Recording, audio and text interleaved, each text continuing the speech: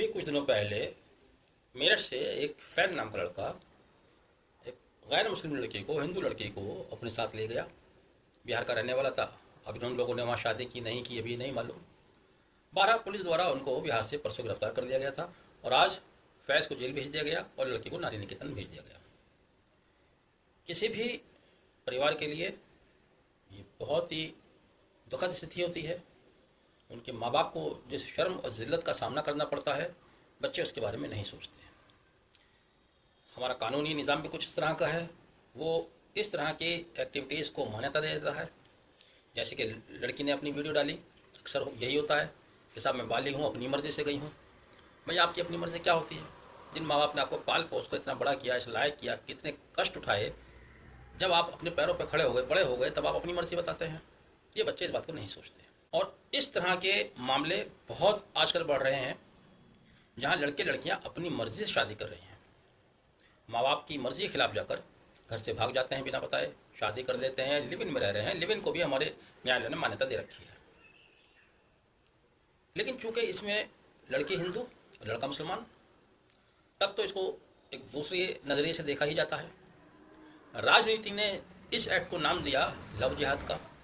हालांकि इस्लाम में या किसी भी समाज में, हिंदू ही समाज हो या मुसलमान हो, कहीं कोई ऐसा खाना नहीं है, कहीं कोई ऐसी टीचिंग नहीं है कि आप किसी की लड़की को भगा कर ले जाइए, जबरन ले जाइए या बहका फुसला कर ले जाइए। यहाँ तो हालांकि मर्ज़ी का मामला है। इस्लाम में तो इस बात की कोई गुंजाइश ही नहीं है। जहाँ इतनी पाबंदियाँ हैं कि आप गैर औरत की तरफ, मुस्लिम छोड़ दीजिए, चाहे वो मुसलमान भी है, गैर औरत की तरफ आप निगाह उठाकर भी नहीं देख सकते। वहाँ पर किसी की लड़की को लेकर चले जाना या इस तरह से घर से भाग जाना बिल्कुल भी गुंजाइश नहीं है। लेकिन फिर भी राजनीति ने इसको नाम लव जिहाद का दिया, क्योंकि उसको इस बात से फ़ायदा मिलना था। उन्होंने इस बात से पूरा फ़ायदा उठाया। बहुत सारे दंगे फसाद हुए। पिछले 20 सालों में बहुत सी सरकारें गईं और एक ही तरह की सरकार हर जगह आती रही। तो उनको इस बात से फ़ायदा मिलता है। जो कम समझदार लोग हैं, कम पढ़े लिखे लोग हैं, वो इनके झांसे में हमेशा आते रहे हैं। लेकिन इस मामले में एक नया क्या हुआ वो मैं बता रहा हूँ। मेरठ कचहरी का यह मामला है। कचहरी के कुछ सरकारी वकील और कुछ प्राइवेट प्रैक्टिस करने वाले वकीलों ने लव जिहाद की तख्तियां हाथ में लेकर लव जिहाद के विरुद्ध जुलूस निकाला, डीएम कार्यालय तक गए। ये एक अजीब व गरीब बात है। जिन वकीलों ने इस तरह का प्रदर्शन किया, वो वकील खुद इस तरह के मामलों में जमानत कराने के लिए बढ़ चढ़कर आगे खड़े होते हैं। एक बात को आप हटा दीजिए कि इसमें लड़का मुसलमान है। अगर दोनों ही हिंदू हैं, दोनों ही मुसलमान हैं, क्या तब ये वकील लोग उनकी वकालत नहीं करते? और यहाँ पर भी जो मुस्लिम लड़का है, अगर वो किसी हिंदू वकील साहब के पास जाएगा तो हिंदू वकील साहब उसकी वकालत करने से मना नहीं कर सकते। तब कहेंगे वकालत करना हमारा धर्म है, तब वो धर्म बन जाता है। हालांकि मैं इस बात को नहीं मानता। इस बात का प्रिविलेज मैं ले सकता हूँ। मैं किसी हत्यारे का मुकदमा नहीं लेता, मैं किसी रेपिस्ट का मुकदमा नहीं लेता, मैं किसी चोर उचक्के का मुकदमा नहीं लेता। अब आप सोच लेंगे फिर चल कैसे रहा है? जैसे भी चल रहा है, क्योंकि ऊपर वाले ने वादा किया है। लेकिन मैंने और बहुत से वकीलों को देखा है, चाहे वो कितना भी विभत्स मामला आ जाए, वो उसकी वकालत भी करते हैं, कहते हैं हमारा धर्म है। मैं नहीं मानता इसको, दोबारा कह रहा हूँ।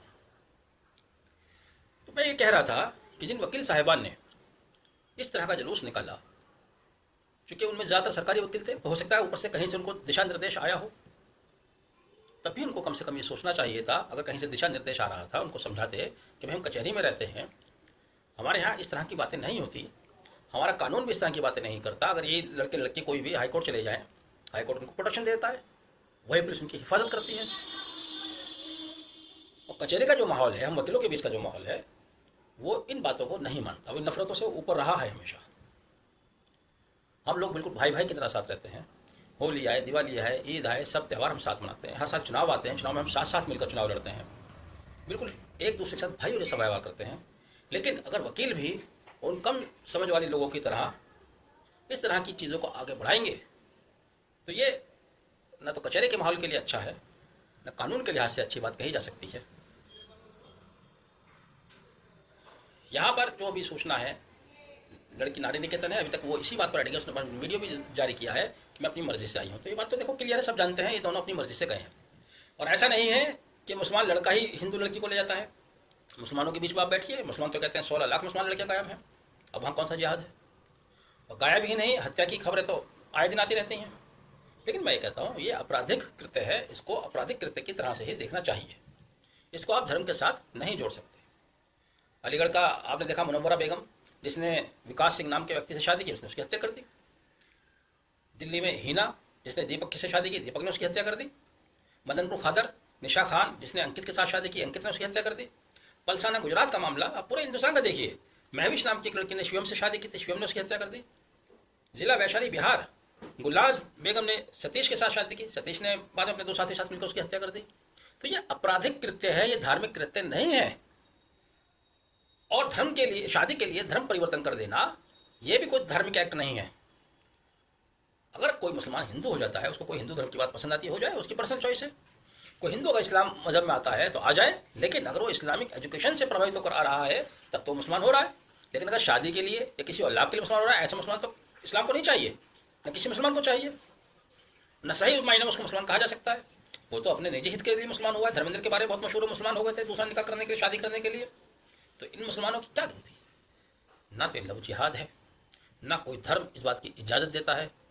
बेटी चाहे किसी की भी हो, बेटा चाहे किसी का भी हो, ये अफसोस की बात है। बच्चे इस बारे में नहीं सोचते। बच्चों को सोचना चाहिए, कितना गलत कदम उठाते हैं, अपने माँ बाप के सीने पर चढ़कर जाते हैं। जो अपने माँ बाप के बारे में नहीं सोचते तो अपने धर्म, अपने मजहब के बारे में क्या सोचेंगे? लेकिन मैं फिर रिपीट कर रहा हूँ, वकील जिनसे आम लोगों को न्याय की उम्मीद रहती है, हम खुद उनके सहारे रहते हैं। हमारे बहुत से मसले मसाइल होते हैं, जब कोई बात होती है तो हम लोगों के पास जाते हैं, अपने साथियों के पास जाते हैं, साथी हैं। लेकिन अगर वो भी इस तरह से पार्टीज़ में बटने लगे, एजेंडे में बटने लगे, तब बहुत मुश्किल हो जाएगा।